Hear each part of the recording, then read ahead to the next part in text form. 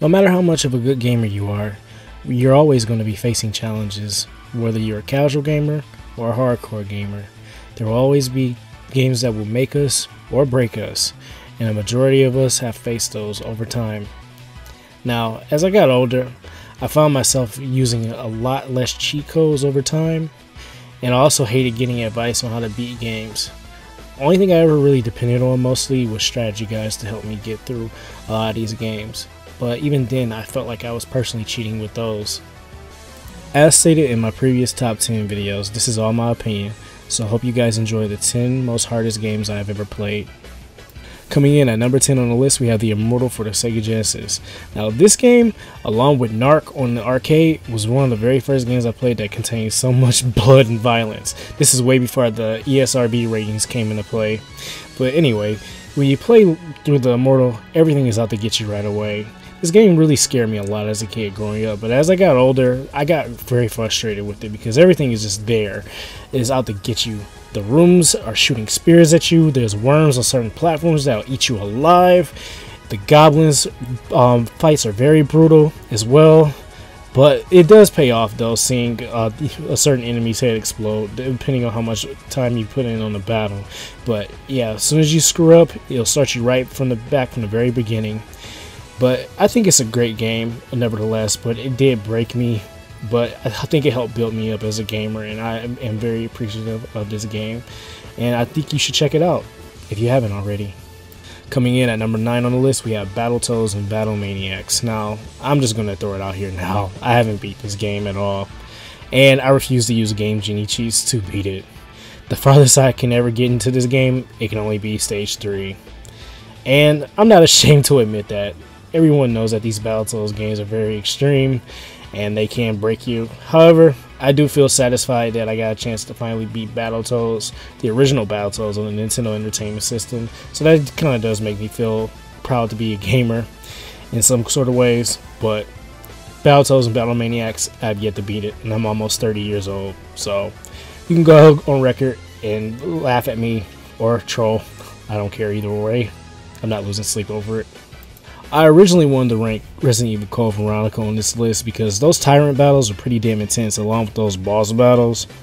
However, it really wasn't the most difficult Resident Evil game I played.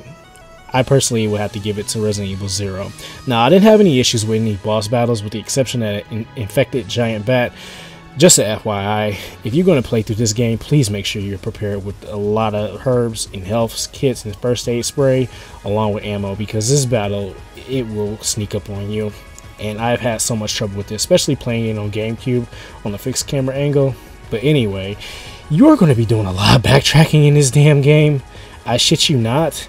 And you're also going to be solving a lot of damn puzzles.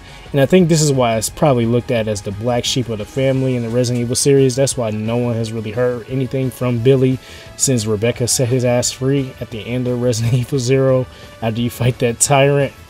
But I think it was a great game, nevertheless. It takes a lot for me to go back and play it. I beat it like a year or two ago, but I don't think I'll be playing it anytime soon. But it was definitely one of the most difficult Resident Evil games I played, so that's why it's ranked number 1. I also would like to throw in too, I think what made it also challenging as well is the fact that you had to control 2 different characters and switch off in certain parts of the game, so just want to throw that in there as well. Growing up in the early 90s, of course I would have nothing but access to Disney television. However, when Disney came out with Gargoyles, you thought it would be the black sheep of the family because of how dark and grim it was. But what made it even better is that there was a Sega Genesis game, but that game was dark and grim too, and it did not hold back at all. And once you get the hang of this game, you'll probably feel a lot more satisfied, but in the beginning, everything is being thrown at you in the first level. It's hard to get around some of the battles. The timing is difficult. And for me personally, it was a very difficult game. But I got a chance to beat it, and I actually enjoyed it, and I felt satisfied. I damn near felt as satisfied as I did when I beat Lion King on the Sega Genesis, which, FYI, will be on the list soon. Good old Lion King, almost everyone's favorite Disney movie growing up, including my own, especially if you were born in the 80s or 90s. However, the game, it does not hold back at all.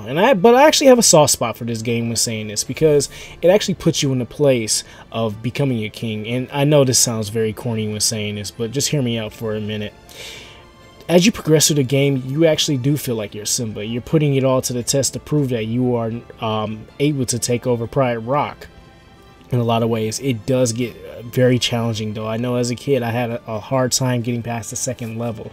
Hell, when it got to that Hakuna Matata level, I just wanted to give up, especially when it came to that waterfall part.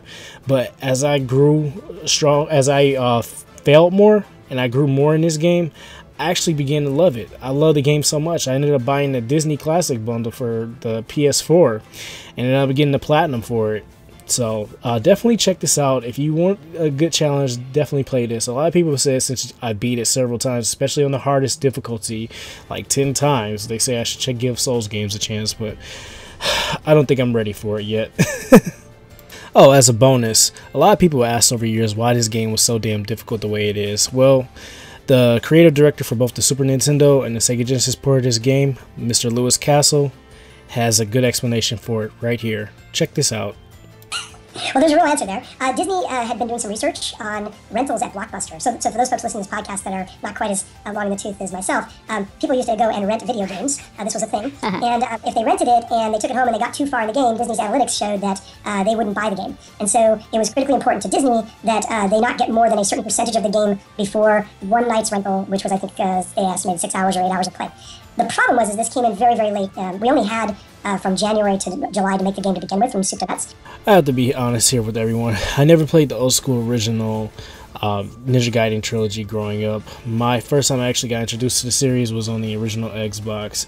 I actually remember my cousin bringing this one home from college on his original Xbox back in the day. And there were many rage moments from both me and him. But later on through the game, we realized it consisted of a lot of perfect timing when playing through this game. And I actually beat Alma myself one time. I beat the game actually about 7 years ago. And I have the master collection of all the games on my Switch. And I think I should go back and play this one.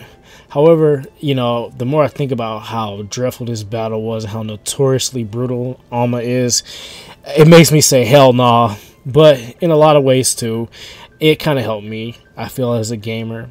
I mean, I'm just going to tell you now, she doesn't hold back on anything. You know, there's no way in hell you can get through this battle without getting your ass kicked at least 100 times or more. Unless you're good enough and you have the strategy planned out perfectly. But yeah, like I said before, Alma is notorious and it helped construct me, I feel. Now I know what you guys are going to say. Ultimate Weapon is not a mandatory boss, he's only optional. Yeah, I get it, but in order for me to actually play through a Final Fantasy game, I have to fight these fuckers, because I want to make sure that the final boss isn't going to be giving me much shit like this fucker is giving me now. Okay, let's just get to the point.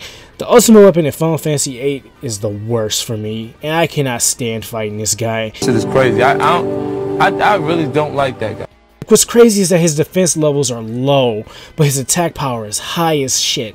I have to mute this damn battle when I play through it. Like, what I mean by that, I have to mute the music, the sound effects, and just put on my own damn personal music in order to fight this guy. It's like gambling, and it's so fucking dreadful. But I always come back for more.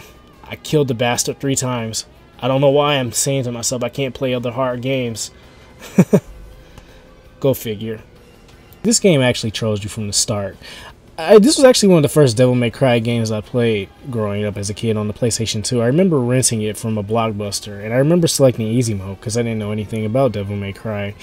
But when I played through it, I was wondering, like, why is this damn game so hard the way it is? And I remember a friend of mine ended up laughing at me and telling me, he said, if you select easy mode, this is going to automatically put you in hard mode. Now, I don't know if that's true or not, or maybe the game was just difficult to me, but overall, I still feel like I'm being trolled. I went back and beat the game a few months ago, and man, it really just tore through me. You know, little did I know that you were going to have to fight all the bosses that you fought previously before you get to the Virgil battle, and it just blew my fucking mind. You know, I love Devil May Cry, but man, it really screws with you sometimes. Especially if you're going to go through 3. I think it challenged a lot of gamers, whether they were hardcore or casual. You're going to get your money's worth with Devil May Cry 3. or any Devil May Cry in the series for that matter. Sekiro, when am I going to beat you? I actually had this game on my backlog for 3 years now, and I think after the Madame Butterfly fight, I just said, the hell with this, I can't play this no more.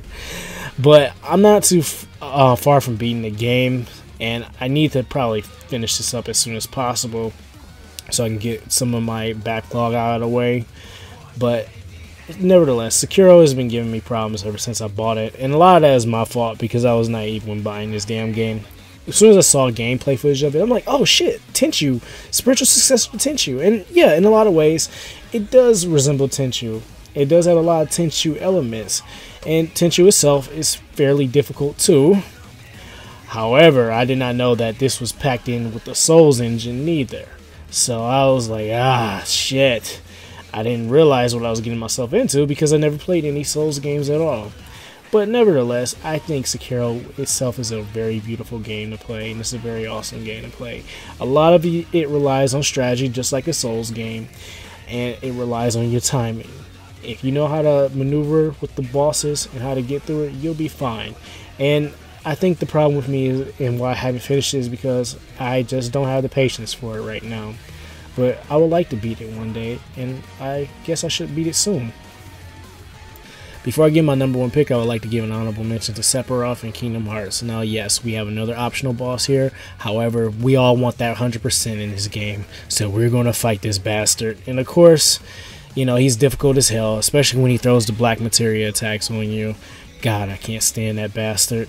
But it's very rewarding in the end when fighting him because you know you are the Battle Coliseum champion, and you probably got that platinum trophy, and knowing that you 100% the game. So yep, that's why I got Sephiroth on this list.